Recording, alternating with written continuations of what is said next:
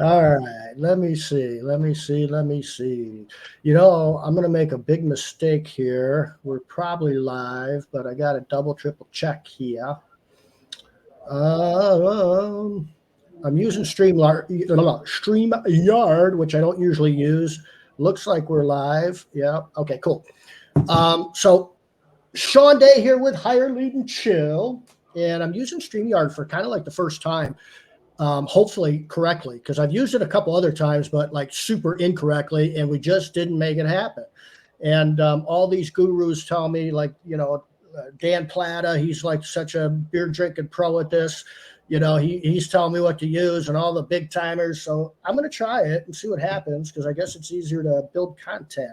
I've got a really cool guest on. I've met and I've known through conventions and stuff like that. We've used her services, which were really really cool, and her team service is phenomenal. I'll bring Ashley in a minute, but we're Thursday right now, November 2 at 4 p.m. ish.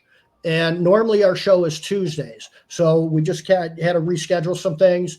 Ashley and I didn't connect. I screwed some things up and she was busy and she doesn't have time for people screwing things up. So we rescheduled to Thursday at 4 p.m.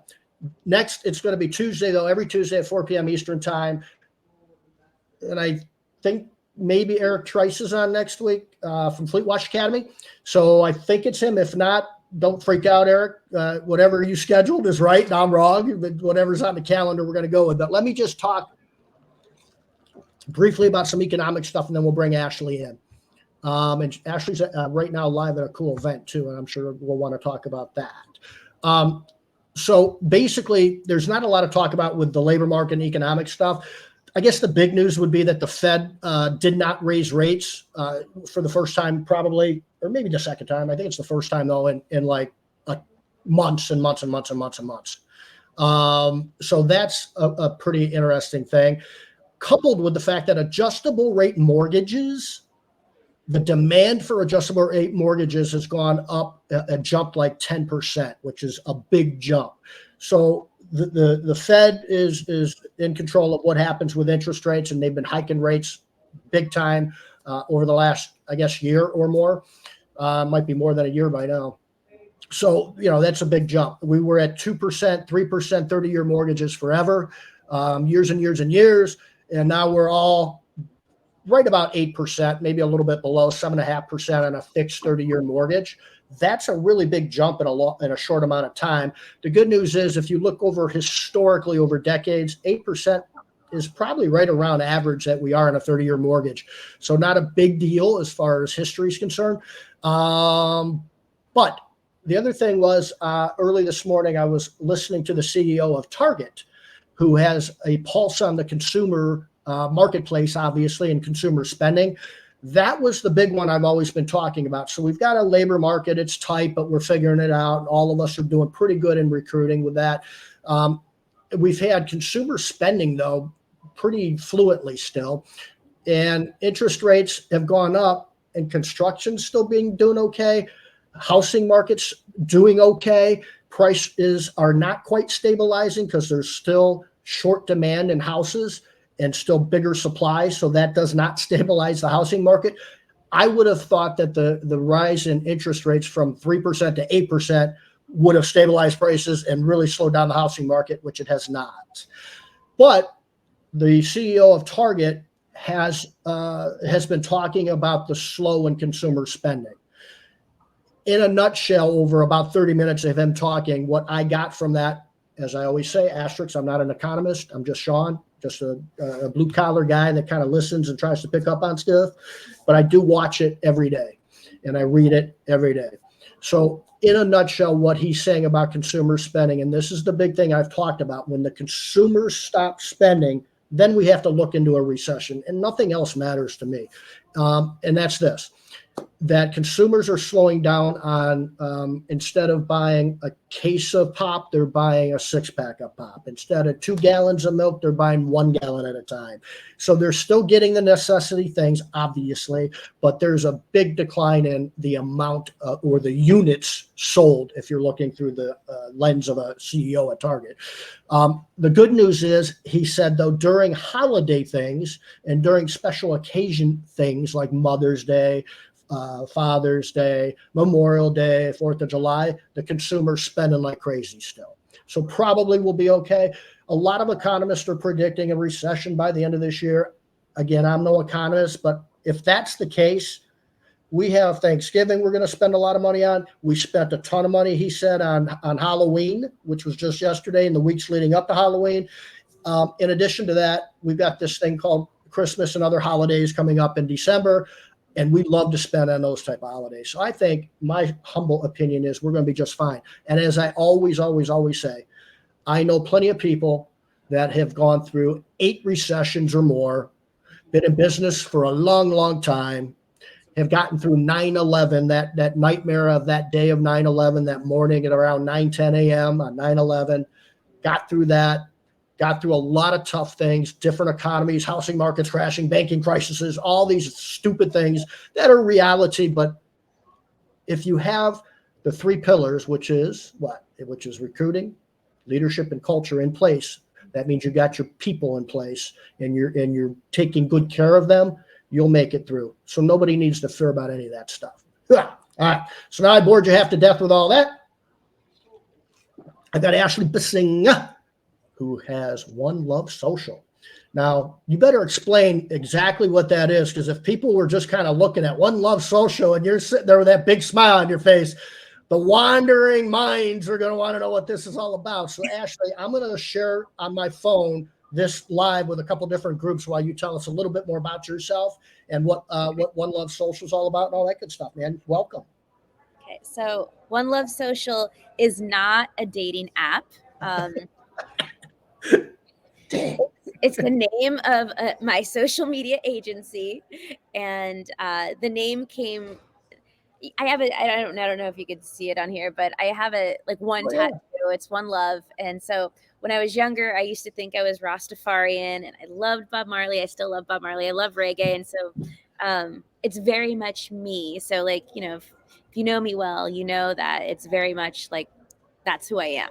So that was just how I came up with One Love Social. I wanted it to be really easy to remember.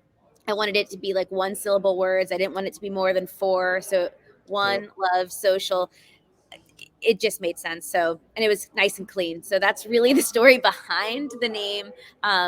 My agency specializes in social media management, which is like the organic stuff, the cutesy posts that you see on Facebook and Instagram. But we also specialize in Facebook and Instagram ads, specifically with like home service type businesses. We do have other businesses that we work with as well outside of home service, but we specialize in generating leads, like cold leads from Facebook and Instagram. So that's what we do.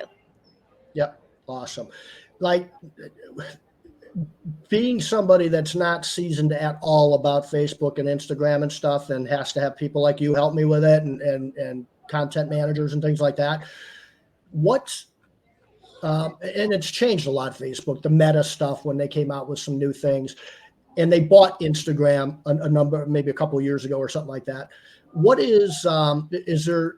Can you basically do on Facebook, or what's the difference, I guess, between marketing on Facebook and Instagram? Is there a big difference? Is there? Talk a little bit about that.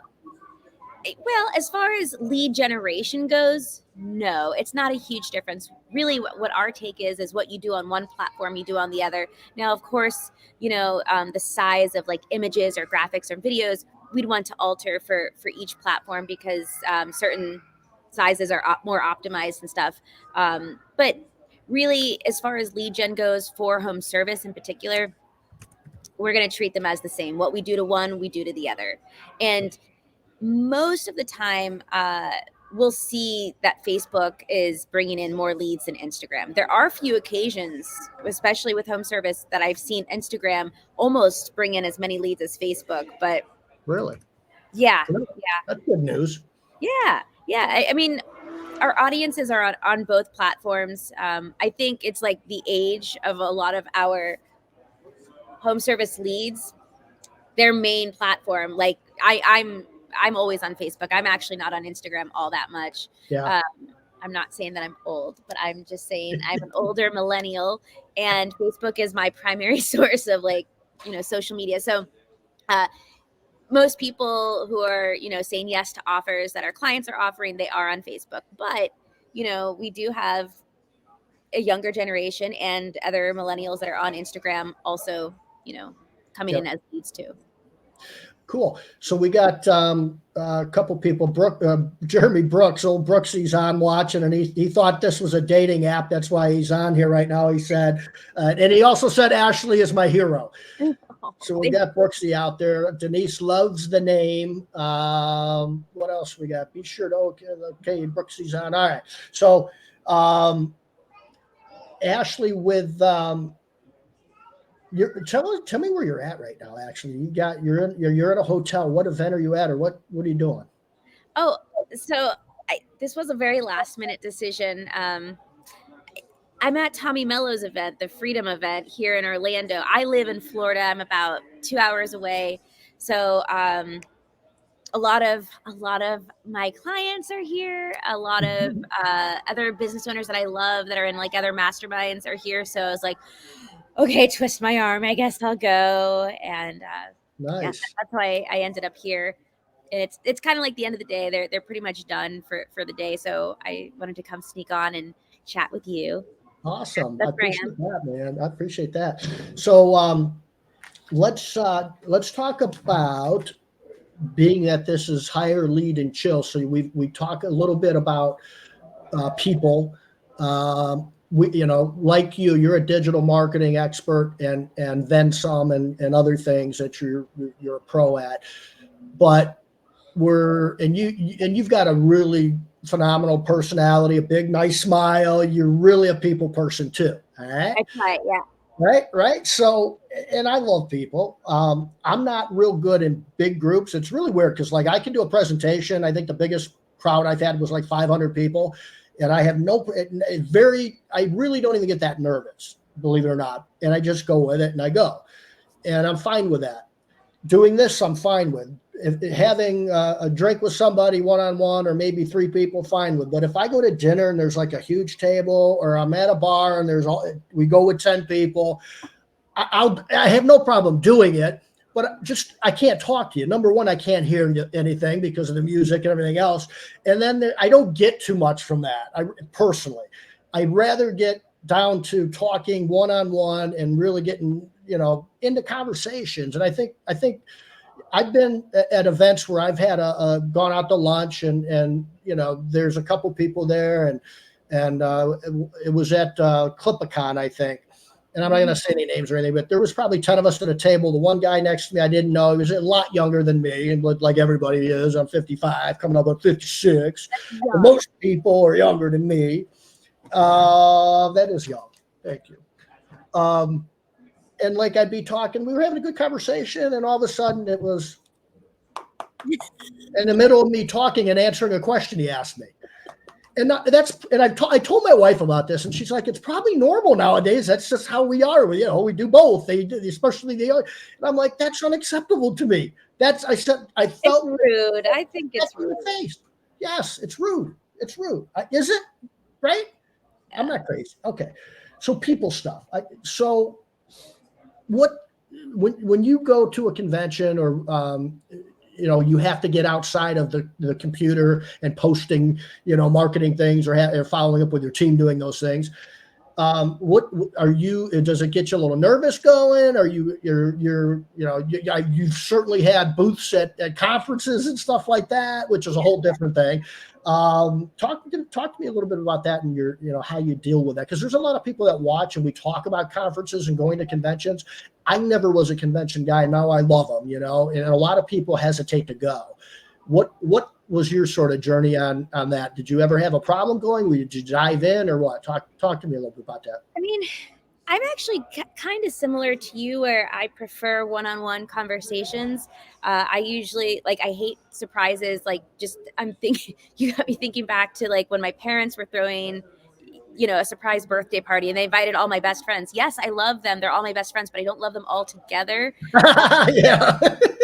I'm just like overwhelmed. I'm like, can you all just like leave or something? Right. Hold on. I'm sorry. Now I feel like I'm being a millennial. I thought I put this on mute. That is I'm not awesome. sure. It's such perfect timing. I love it. Melody just texted me. I'm like, how did I just see that? How funny. So yeah, I prefer one-on-one, but I think as business owners, as entrepreneurs, like what I was taught, like when I was in school, I actually graduated college a lot later than most people. I finished when I was about 30, I think. I was never going to go back, and I decided, you know what, I probably should go back because my plan A never worked out. So plan B was like, I should probably just get a little bit smart in business and do something. So I remember like this entrepreneurship class that I took from a great professor. One of the things he said was like, whatever industry you get into, like you have to go to the trade show. You have to start going to trade shows. Nice. And so I think because I just knew that was his secret sauce, and he was very, very successful, is very successful. I just was like, okay, well, that's a non-negotiable if I want to get anywhere with my business and in industries that I want to be in. I have to go to these conventions. So I'm not scared of it. I feel like I really enjoy watching speakers. I don't necessarily love speaking myself, but I love watching, and I usually will make a friend next to me, like in the chair next to me, or like if at lunch or breakfast, I'll strike up conversation. So I like little moments like that, but I think, trade shows and conventions, it's like a must. And yet somehow we all like have our own hangups on things that we like or don't like about them. But I think we just have to force ourselves to do it. But you won't see me at like well, I'm lying because I literally was at a big dinner last night, but I didn't, it was like too much. But you won't see me really doing that every time or every night at a convention, because it's just, it's a bit much. But the convention itself, like watching the speakers, like getting, getting into it with other entrepreneurs like you, like it's priceless. So. Yeah, I agree. I remember doing at Clipicon. I think this was Clipicon again, and there I was supposed to have dinner with Angela and JC. I don't know at that, because this was a year ago, so I'm not sure if he was going to be along quite yet or not. But there were like one or two other people, and I was going to ask her some things, and we had set this whole thing up, and I'm like, I'll text you, let you know. And I did my thing, did my talk, and I walked outside, and a couple of people, hey, what about this? What about that? Can you email me this? And so this one guy comes up to me, and he's a pretty young guy, and he's like, man, can I have just a minute of your time? I'm like, yeah, man, let's sit down, let's wrap. 3 hours later, I'm looking, I'm like, oh man, I was supposed to text her, Angela, and a couple other, and it was just like 3 hours later, him one-on-one with this dude. And he's like tearing up and stuff. It's like there was some serious issues going on in business where he wasn't sure how to get out of some things. And it was people things. And it as always, like it does for us entrepreneurs, it's eventually, as much as we try to avoid it, it starts to flow into our personal lives and into our spouses and into our kids and into our family. And there's a few things with that. Number one, that's one thing I miss. I owned a cleaning company for 20 years. One of the things I miss is that one-on-one, hard, difficult conversation. Not, you're late, I got to write you up. That's part of the gig. But it's, hey, I just found out my mom's got cancer. I need a couple days off? Or, not that I think that's a great thing to happen to somebody, but I love to be there to listen and to just help a human being get through something, especially one that helps pay my mortgage or my bills and that sort of thing. The other thing with it was, it was a great reminder for me to, and I don't do this enough, tell my staff, okay, and the people that work with me, we, in this little world we're living in this cleaning stuff and this home service little thing we live in, we are changing the lives in the world in our little way. Think about what this guy for 3 hours, who never met me before, in tears telling me these things. And now he's a client and we're fixing these things. And I helped him with some things. And all of a sudden his life has got some great things happening in it. And that's life changing to somebody, man. Yeah. And that is what I really like. Like you said, you meet one or two people, you start to engage with them and talk with them. And sometimes it's high five stuff and you celebrate things with one another, but it's just that human connection, whether it's super intensely positive or it's like, man, I need help, or anything in between. It's really interesting. So you've got some folks that obviously work for you. You're not doing everything. How did you, are these people you knew already, or tell me a little of the people part of your business? Okay. Well, originally, this is interesting. I did, I actually didn't set out to be a leader. I'd actually never thought I was that great of a leader. I was just trying to get myself a job because I hated working for, all of my bosses and making them all this money. And so I accidentally like created a company. I was just trying to cover my bills really in the beginning. But you know, things started happening and people and clients were so happy, and the word kept getting out. And then it kind of got to a point where, yeah, like I probably can't take another client. Like I had like Right. 15, 20, and I was like, yeah, like, yeah, I can't. So I was like, maybe I should have an assistant. So I just kind of like, I wish it was all really mapped out from the beginning. I think it'd be a lot sexier if it was, but yeah, as I started needing help, I started hiring. I mean, now we definitely have a team, but it did start with an assistant. And then I was like, well, I think I need more than an assistant. And so we have ad account managers.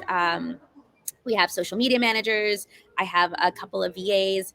And actually, I would say like 50% of the people that work for One Love Social are actually my friends. Yeah. Like really, really good friends. My background is in the restaurant industry. So I felt really comfortable hiring them because they also delivered the same type of customer service that I do.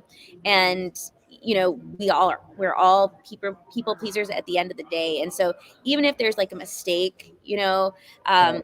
I know that when the team's heart is in it and they love our clients as much as I do, that sometimes these mistakes can be forgiven because of our great customer service and because of how much we do care. So yeah, 50% is like they're like good friends, and the other 50% have become great friends. I don't know how great that is, that like you're that cool with your team, but we're all like a really tight knit team. And yeah, that's pretty much it. So we do have plans of scaling. I mean, this year's been crazy. So we will be bringing on new team members. We will, we'll have a recruiter and stuff like that for some bigger positions from. Absolutely, absolutely. So it's funny because I wrote a couple things down. Accidentally started the company. I just sort of stumbled it. How many times I've heard that? I mean, especially because I talk to business owners almost every day, probably every day, and I'm on Zooms constantly, right? And so I'll ask, tell me a little bit about your business. And it's unbelievable. I was a fireman, and I just kind of started doing this part-time because I had a ladder and I figured I could clean windows. And he's like, next thing I know, man, I got like 5 firemen working for me, and I've got 500 clients, and I don't know how to hire anybody, and I don't know what to do, and I don't know how to market, but I know how to clean windows. It's that technician that kind of starts into it. It's the E-Myth book, right? That Yes. wants to run a business and then needs help, whether it's an assistant or a whatever, managers managing things. And it's so more common than what we think. And it's not like, and the weird thing is, like, I actually mapped out my cleaning business, and I didn't really clean a lot at the beginning. And then as I grew, I had to clean because I was growing, people were leaving, then I didn't know how to do. And all right, so I'll clean whatever, but the story you kind of told, and then the word gets out. I wrote that down, right? And then the word gets out, and all of a sudden you got something. I got something here. Yeah, it's like that. And you sort of, Plata calls it purgatory. You got to a certain point, you're in purgatory. You can't crash through without doing something, which Yes. is usually either automate it, outsource it, or I need to hire, right? Those are really your three options, or somehow ask God for 40 hours in a day, which that ain't happening. So our story is very aligned with yours, and that is with Hire Lead Chill. And that is I started a company, I sold it, and we got to a point with Blue Skies where we needed to start a full-time recruiting division. We were over 100 employees. It's like we're recruiting constantly and hiring constantly. Okay, I raised my hand. I'll take care of this. We'll figure it out. So I put this system together. It solved 99% of our problems. Very rarely were we short-staffed. We hired 40 people in one location, and then we go to a huge, and I can't remember if it was Josh Taylor or somebody say, "Hey, dude, yeah, we got this great system. What are you doing?" I don't know. We put this system together. It took me about a year to put together. We tested it, data driven. Can you find me 2 window cleaners or pressure washer? I don't know. I'll try, I guess. So our first invoice, because we did it, dude. You got to bill me. You got to bill me. This is awesome. Okay, I don't know how much to charge this. We never envisioned doing this for anybody else. We just, like you, we accidentally sort of organically stumbled into it, man. So our first invoice was to beer because we had no idea what else to charge. It was like, all right, that's your first invoice. So normally I get somebody, when I tell that story, somebody's like, "So are you charging like kegs now, or what?" I'm like, "No, man, we're charging dollars now, man." So, but it's the same thing with you. You just sort of organically figure something out. You're passionate about it. It works. You revamp it. It works better, hopefully, and Yep. and you're just doing that. Same thing. And I hear that story a lot, and it seems to be. Technicians can be business owners and can be entrepreneurs. You just need to sort of E-Myth it. And anybody out there that hasn't read E-Myth, grab that book. You can go on YouTube, find Michael Gerber, E-Myth, and he's got 45-minute seminar things you can watch for free and stuff. But it's huge. So that's cool. So with so we talked a little bit about leadership and stuff like that. And most people can't. It's hard to identify what a leader really is. It's sort of like trying to define love. I can bring 100 people in the room and they're going to define it 100 different ways, right? So leadership's a goofy thing. You didn't think you were a good leader. You must be some sort of a good leader in order to do things. And I think one of the most important things with leadership is, and I always used to tell people I hired, I've cleaned more toilets and scrubbed more floors than you ever will working for me, right? And the number of hours that I've put in and the number of hours they've seen me work, that's sort of all you need to do to be a good leader, or a starting point in being a good leader, I should say. So how many hours a week were you working to get it up and running? Yeah, exactly. I mean, how many hours wasn't I working? I think, Yeah. I mean, I wish it was drastically, well, it's different now, but different type of work that I'm doing. But I don't know, 60, 70. I mean, At least, right? yeah, Right. yeah. Those are the ones where you remember, and because you're working at night and stuff with a computer, you can work 24 hours a day. Yeah, and that's sometimes the thing. I think, like, when you're remote, it seems, at least I remember, like, all I wanted, because I always worked, these crazy weird hours being a bartender or at a restaurant, wherever I was working. And so the fantasy to me was like, oh, I can work on my terms when I want to. And anyways, the joke was on me. I mean, I think I gained 30 pounds in 3 years because I was just kind of, at the computer the whole time. And I probably worked 60 to 70 hours a week. Right. Yeah. What about, so we got higher lead, and then the chill part is sort of like, it's a couple things. It's one, getting good people to help you. And so when you do that, you can kind of chill out after that, right? A little bit. You can focus on longer term things, and you can go to conferences and conventions, and you can start working on your professional life and your personal life and things like that a lot more than before you had those good people in there. So it's a little bit of that. So, but the other thing is kind of like, is that, I'm assuming everybody's remote that works for you, right? Yeah, but actually there's Allison, Mia, and Karen. We're all actually living in the same area. So We do. We are all remote, but we actually meet up like once a week for Okay. an in-person meeting. Okay. That's what I was going to ask you. If if it's it's one thing to work remote, it's another to manage 10 people or something like that remote. Yeah. It's so much, and it might be only because um, I've done it. I'm managing people at an office. I suppose if I've never done that, I wouldn't think it was very difficult to manage remote people, but it is if you Yes. do have that comparison. Yes, it is. Um, I don't. So the bottom line is, it's I think a great thing though, because even if you're in an office and there's 5 cubes and a bunch of desks and things and people are working, you damn well should trust them and let them do their job, right? Yeah. Without staring over their shoulder all the time.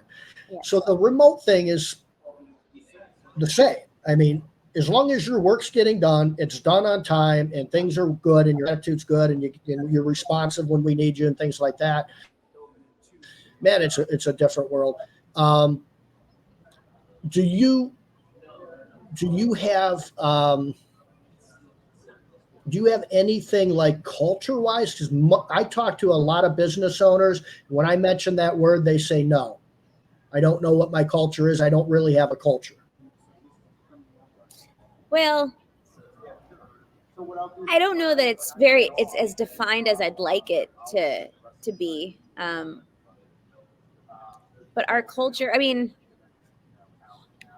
I don't know, Sean, what's your culture? So ours is pretty simple because it's culture is a difficult thing. I think it's the most difficult thing to continuously keep going because our culture is we are plow horses, not show horses. That's it. What does that mean? A plow horse means that, and we put it in terms of our employees, not the company, not even the client. It's all about you guys working like plow horses for one another and working really hard so that if somebody's not feeling real good on the team, you might have to pick up a little bit of their slack. Because one day when you're not feeling real good, they better plow horse through their day to get to help you. So we've got to be plow horses for one another. And then what's a show horse? A show horse is look at me, pretty me, everybody look at me. That is not our culture here at HLC. So it's sort of it's that is it. But I can tell you this: there's times where we don't talk about it for a year, for 6 months. We don't even mention it. I talk about it every day on my demos because I tell people that's what our culture is. So it keeps it alive for me to talk about it with other people that way. Um, but if you were to ask my employees, I don't know that all of them would know what our culture is. And most business owners don't have a written culture down, but we hear from all the high level successful people out there that are doing millions and tens of millions of dollars and seem to be happy and at peace and have happy people. They seem to be able to tell you that if you went up to any one of my employees, they would rehearse it and they would know exactly what it is. And it's a hard thing to do. I don't know why, but it's just like it's not a. I guess I don't see it as we're entrepreneurs and business owners are super ego driven, which is a big flaw for us. And I talk a lot about putting the ego on.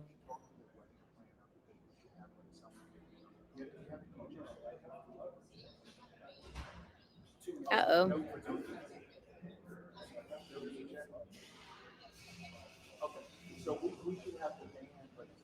You froze. Or did I freeze? I don't know. Oh, there you are. It froze for a second. Yeah, so it's we always like to talk about revenue. We like to talk about how many clients we have, what our sales, all that. Our margins are huge and all that stuff. And culture, I don't look at culture and go, man, that's a profit driver there, man. But my God, it can be. I think it really can be. We just don't see that. So culture's a goofy thing for me, man. So what? We used your service and then we had to stop because we sold the business and we went from blue skies recruiting to hire, lead, and chill. But when we were using your service was your team is phenomenal.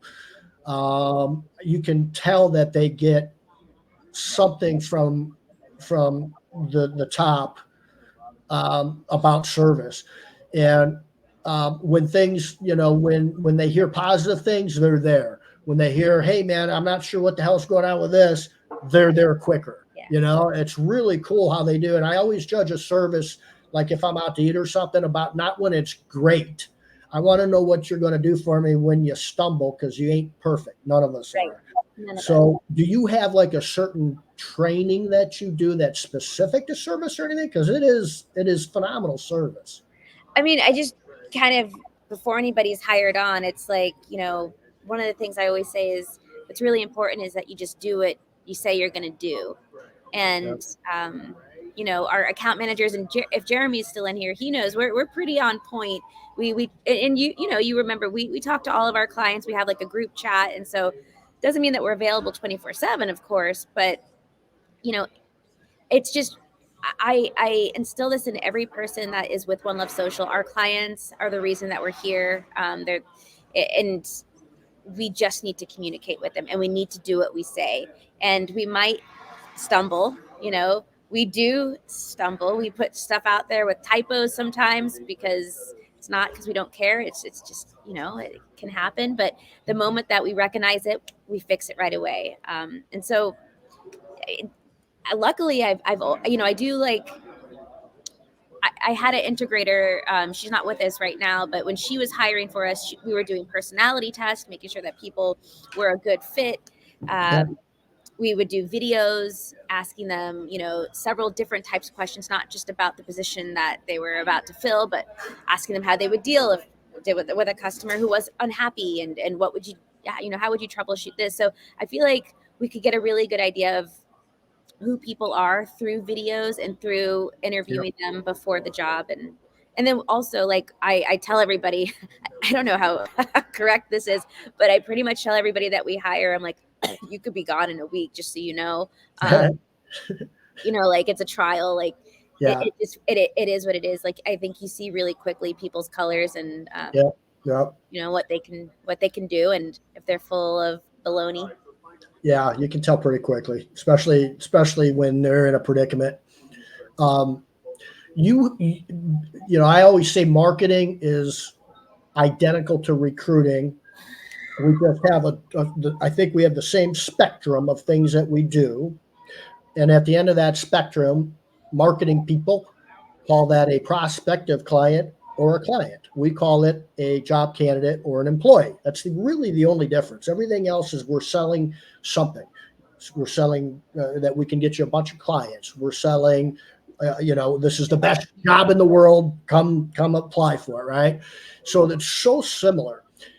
And when we were using your service, I was laughing about how parallel it is being on the customer side of it, right? And going, oh my God, you got the same goofy things we have going, where now it helped me see a little bit better what my clients were saying. And I'll give you an example. A lot of times it's things out of our control, but sometimes our customers don't give a shit if it's out of our control or not, Nope. right? And I'll give examples that happened to us and in recruiting, and then what happened to me in the marketing end of it as a client. And it would happen with any company, not just my recruiting company or not just Ashley's One Love Social marketing company. And that is, for example, in marketing, when you're posting ads and you get tons of people coming in, it's the world of Facebook, which happens to be the largest platform where human beings engage in ever on the planet in the history of 2 the world. billion. Yes. So there, on occasion, may be somebody that wasn't the perfect prospect that comes in. You Okay? don't say.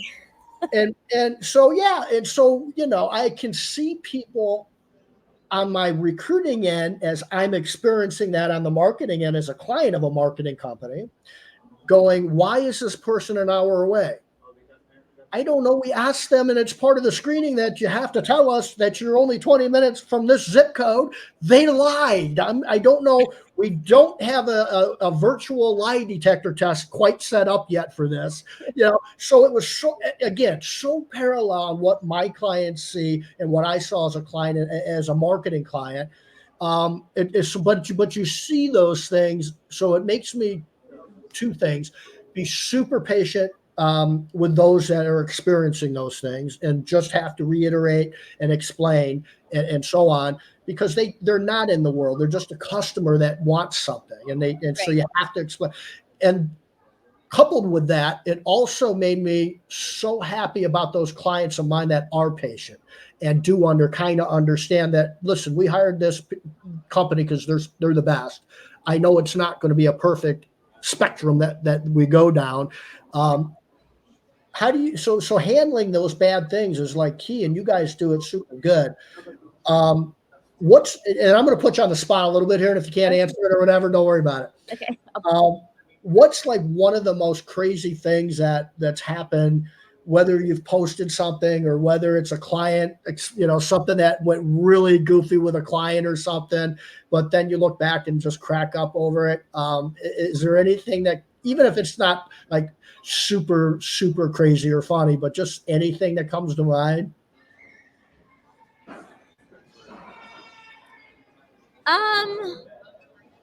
Like where they just had it wrong, or like they were just I'm trying to think. I'll give you one of ours.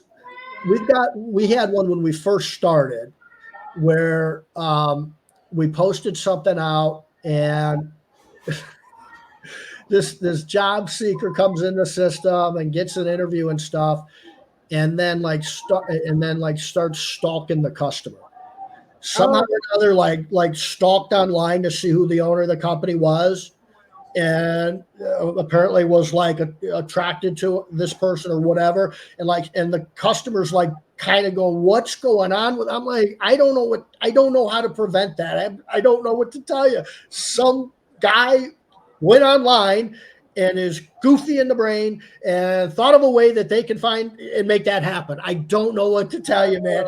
And she wasn't like upset at us. She was just like, you know this guy or what's going on or anything? And I'm like, call the cops, call them now. I got some information on whoever this crazy is.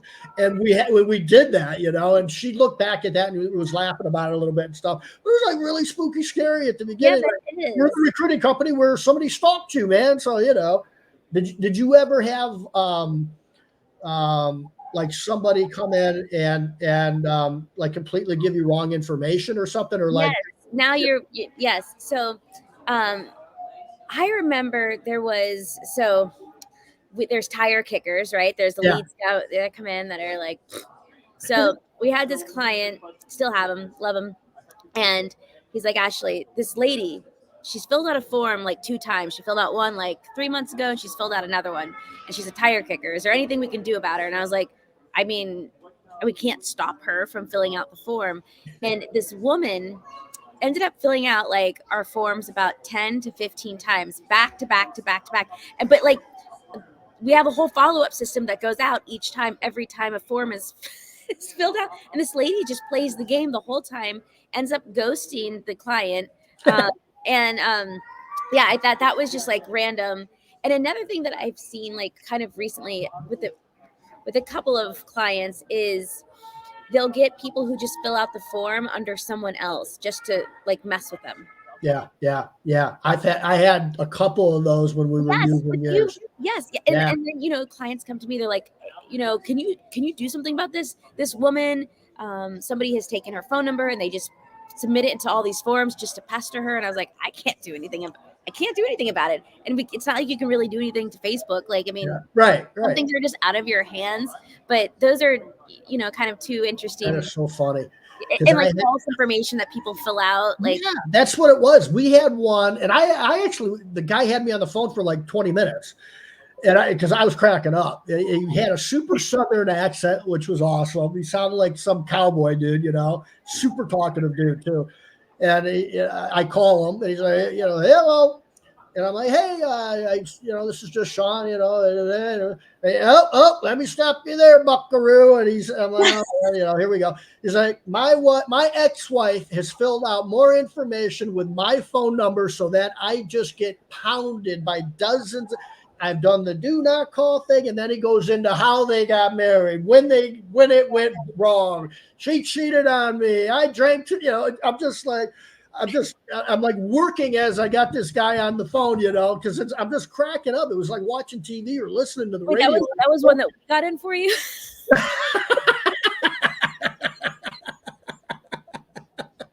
Yeah. Oh man, it's funny. It's fun. You can't control who the hell comes in and does these things. You right? can't. I mean, and it's funny because I've heard that when they're like, "I'm on the do not call list." Well, we don't know. You filled out a form. I mean, yeah, we've got an FCC affiliate over here that works for us part time. I mean, what are you talking about, man? Who else we got? Denise is on. I can't read it on StreamYard. I got to fix that. On everybody that's on here. That's interesting.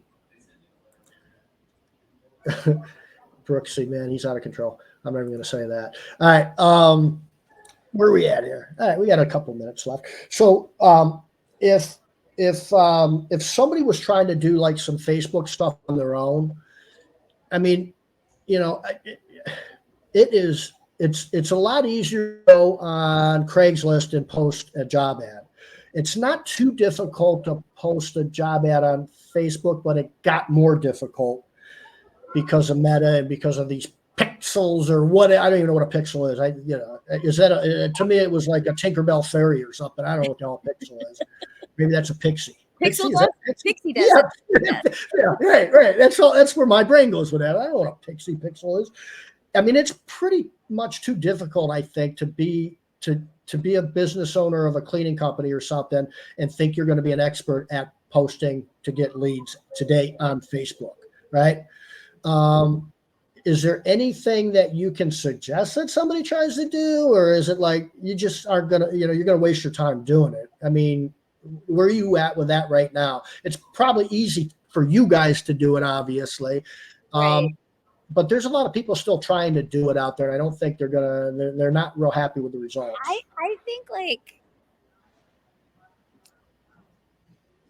I would put if it was okay, let's pretend like it was me and I'm this business owner. I don't have that much of a marketing budget. I wouldn't sit down and try to master a skill like Facebook advertising. But what I would do is I would go organic. So maybe instead of hiring a company, do what is within your control. What's in your control is getting a great post together, a picture of you and your family, a picture of you and your team in the field, or a video, and get a great little caption and put it in community groups. Put it in like your community Facebook groups. And I would probably just double down on that because that's free. All that is your time, and we see results. Like we do that too. We do that Right. for our clients. We suggest our clients do that.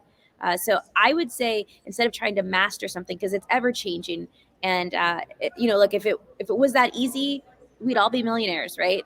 Right. Like then we would all just do it, and it's not. And just because Joe Schmo is done 100,000 with Ashley and One Love Social for Christmas light season doesn't mean the guy over here is going to do the exact same. I mean, nothing's guaranteed, but I'll tell you, it's a headache to try to learn, because just when you think you haven't, but then you have a whole other business you have to run, right? Right. I do actually I will say this: you can boost posts. I believe in boosting, but boosting doesn't usually yield a bunch of leads. It does yield branding though, and engagement. And if the right person at the right time sees it, I think that boosted posts can totally work. But I would just hammer down on the organic stuff. Yep. If don't try to do it yourself, or if you do, give yourself permission to give up after about a month, because you're not going to get it. Yep. And so with that, I want to ask, and I've been trying to remember to ask people that hop on with me. Do you use any AI, or do you do the Chat GPT at all, or anything like that? And if so, how are you using that right now for business purposes? Yes. So we actually should be using it for ourselves. We've just been very, very busy with our clients this season, especially. I want to dive into it more, but some very simple things that we do. So we have a client, they're a coatings client, love them. They've been with us for 3 years. these guys are so good at getting reviews on Google, and part of the contract they have with us, which we do not do for most clients, but anybody on here will do it for you if you want. We help and respond to all the reviews that they get because we know that Google likes that, right? So now what we've done is we hooked up Chat GPT to their Google business profile, and it automatically responds to every review that comes in, and it is awesome.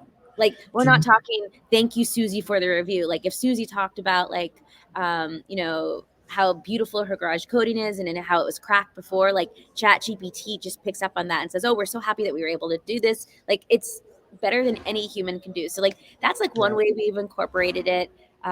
With a couple of clients, we do have like a Chat GPT like chatbot that will respond to certain text messages. So like we load in all of their FAQs from their website in common questions that people ask. And the AI just goes to town and just answers them so casually, perfect, different answers every time. So it's not like a robot. We're doing it on a very basic level, but sometimes basic and simple is better than overcomplicated, because at the end of the day, we still need the human touch. I mean, I don't think AI is going to take over like, the human interaction, but we keep it pretty basic, but it helps. Yeah, that is awesome. How do you now? Is that something where you have to? Is it like API related on how you need to do that? How do you integrate that? Like, in general, how do you integrate that with Google reviews? What do we do? Yeah, I mean, I guess there's an open API. I mean, we use Zapier. That's like what we use for our automations. Yeah. It's been a minute since I hooked that one up. What did I do? I think you have a subscription to your Chat GPT. You get your API token, connect it to your Google business profile. Set up. Yeah. I mean, I don't want to say it's so easy, because it's not easy if it's something that you don't normally do, but Right. That's awesome. Fairly easy. That's awesome. Yeah, I've got some things I'm working on where I'm trying to put like some stuff for our clients that are added value added things without charging them, just trying to increase value. And so we're coming up with like a Master Academy kind of course just for our clients. So nice. Like, I'm going in and I'm going, hey, this is what I think, and this kind of is my view on the whole AI Chat GPT thing, or open AI. And that's the people that are worried that, it takes the creativity out of it and all this and that and the other. I can't tell you how much more creative it forces me to be, because it's like you and I sitting down and going, hey, we got to put this Master Academy thing together, and how are we going to do this? Here's my thought. And then you're going to say, wait a minute, that sounds really good, but I don't know what those other two things you're talking about. I just, you need to think about it this way. That's all it is. It's bantering back and forth ideas with this open AI. And then I have to look at how it responds, and I'm like, man, I never thought of it that way. I love that, man. And then I go and I go, change that bullshit that you just did, but those other three things, phenomenal. It's awesome. I love it. Now I'm going to post a couple things, your website and some things like that.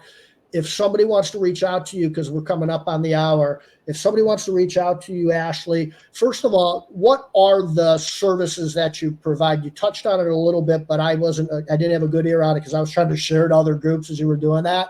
Just kind of elevator pitch what it is you guys do, and then I'll ask one or two more questions and we'll wrap it up. So we do lead gen ads on Facebook and Instagram for home service type businesses. I'm going to go ahead and say, typically we don't do it for exterior cleaning because it just doesn't yield the same type of results that we all would like it to. But we do that. We do social media management. So like posts on Facebook, Instagram, Google business profile. And then we also have added in a new piece where we have a lead nurturing system. We call it One Love Leads. And it's, drip text messages, emails, voicemail drops, everything on it. So those are the three different pieces that we offer. And typically our clients are We're big in trash can cleaning. Obviously, holiday lights is a big one for us. But a lot of the ones in between too, is like pest control, lawn care, Yeah. stuff like that. Awesome. Coatings, Awesome. concrete coatings, landscape lighting, all the things. Yep. Yep. God, man, those Christmas light industry is just blown through the sky, man. Yeah. Unbelievable. Unbelievable how that's grown in like 6 years, 5 years. I've got clients I've got one client I know that does like $3 million, $4 million in 4 months, just hanging and taking down Christmas lights, man. It's just, I tell people that in my family or something. What are you talking about? I'm Yeah, like, no, outsiders don't get it. Outsiders do not get it. no. They pay how much for what? And I'm like, yeah, and municipalities and parks and all kinds of things, man. It's phenomenal. And then and you hit on something too. The nurturing thing is huge. Nurturing those leads and having that automated and taking care of that. We do that in recruiting. Like I said, there's hardly a sentence you can tell me that has the word marketing in it that I can't take that word out and throw recruiting in there. And that's what we do with candidates that come into the system. And we just continue to get them interested in coming in and then both and lead. And just like you, in your service, eventually maybe not the first month, not the first message, not the 6th message, but maybe the 8th or 9th, man, something happened where they got bad service from that cleaning company, or it's, we got to relook at our budget a little bit. Can we find somebody that's a little bit better maybe and pay the same thing and get more service or some better service? We got to look, same thing. All of a sudden, man, the paycheck, what the hell is this, man? My paycheck this is wrong. What are you doing to me? Oh, man, they go to their phone and they're that little message. Hey, ABC Cleaning Company, click here if you're not happy with your paycheck or you're not happy with it's super cool that you guys are doing that now. It's huge. And real inexpensive, man. And it pays the return on investment on that is phenomenal, right? It totally. Now the lead nurturing part, I mean, that is for everybody. So what naturally happens at the end of Christmas light season is people are like, oh, we did so well with you guys. Can you help us with our pressure washing and our exterior businesses? And so now I'm excited to say, like, yeah, we can. Are we going to run ads? No, but we're going to nurture the heck out of all those Christmas leads that we just got you. And we're going to turn them into exterior cleaning business for you. So yeah, even if we can't necessarily run ads, there is one of our services will fit pretty much it will fit any business out there. Every business needs to nurture their leads. Every business needs social media. Every business needs leads coming in. So we are very similar, Sean. Like, it's crazy. Really. Yeah. So when you start adding new services or finding stuff out, please let me know so that I can copy it in the recruiting end. Same. All right. So with somebody's interested, and I've been through the process and it's very painless. When we signed up with you, what is the process though? Somebody wants to reach out to you. What's the best way to do that? I'm sure there's an initial sort of, is this a good fit and all that? How's that work? So we would jump on a discovery call. There's links on the website. Like every button goes to like my Calendly.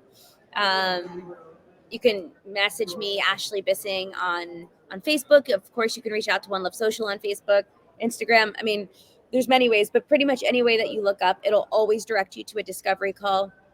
It's about 20, 30 minutes, and we get to know each other and see if, what kind of synergy there is and what we can make happen for you. And we take it from there. And onboarding is really quick too. So once we know that, you're a good fit, then usually we can get ads up and going or whatever service we're providing for you, within a couple of days. Yep. Awesome. And what's your website again? Because I know it's not a .com. So what is your website again? It's One Love Social, all spelled out, .media, MEDIA. Yep. Okay. I'll get that link up after we get off. So let me look at one thing before we wrap up here. Sean, are you being rude on your phone right now? Yeah, I actually am. I should say, excuse me. I'm about to be rude on my phone right now. That'd be much more polite. Just kidding. So I'm trying to find out who I have. Jeannie Henderson's on next Tuesday, the 7th at 4 p.m. Eastern. So we'll be back on at 4 p.m. Eastern and back on the Tuesdays. Jeannie is got a residential home cleaning company. She's a coach with CBF, Debbie Sardone's coaching team, and she's very, very seasoned coach and has a lot of good feedback from the people that she's coaching.